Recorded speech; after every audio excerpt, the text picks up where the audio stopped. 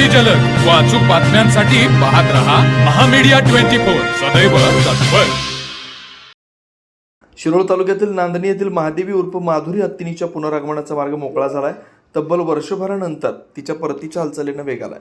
पुढील महिनाभरात माधुरी नांदणीत परतण्याची शक्यता व्यक्त होते।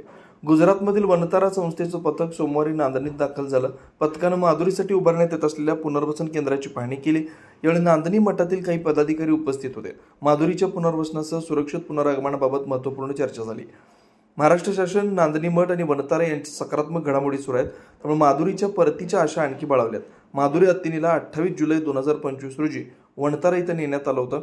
यावेळी कोल्हापूर जिल्ह्यासह राज्यभरातून भावनिक प्रतिक्रिया उमटल्या होत्या। लाखो नागरिकांनी तिच्याविषयीच्या भावना व्यक्त केल्या होत्या। गेल्या वर्षभरापासून तिच्या पुनरागमनासाठी प्रयत्न सुरू होते।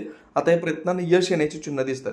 नांदणी मठ आणि वनतारा यांच्या समन्वयातून लवकरच माधुरीला पुन्हा नांदणीत आणण्याची प्रक्रिया पूर्ण होण्याची शक्यता आहे। ओम नमः।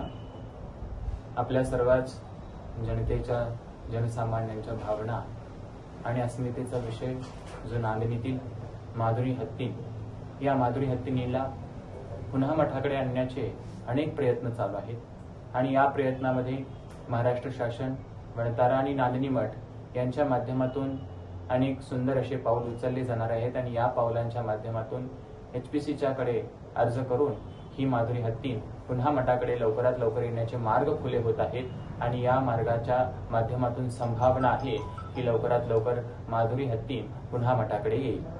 तर मग चला सबस्क्राईब करायला विसरू नका महामीडिया 24 न्यूज चॅनलला। महामीडिया 24 सदैव तत्पर।